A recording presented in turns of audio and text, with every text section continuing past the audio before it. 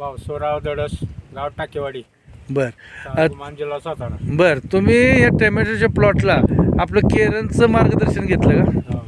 का? कशासाठी घेतलं होतं? मी आपलं याच्यासाठी जरा फळं बिळं चांगली, साईज बी चांगली होती याच्यासाठी. बर जरा झाडांचं बी चांगलं हे होतं ना.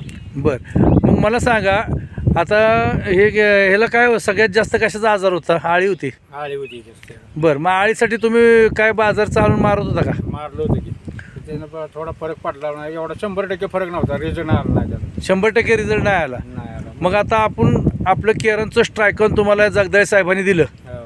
मग आता स्ट्रायकॉन मारल्यानंतर तुम्हाला काय अनुभव आला? ट्रायकॉन आळी कंट्रोलमध्ये आली. बर मग काय तुम्हाला दिसला फरक त्याचा? फरक म्हणजे आळी 1 तासाभरात रिझल्ट येतो त्याचा, आळी मारणार.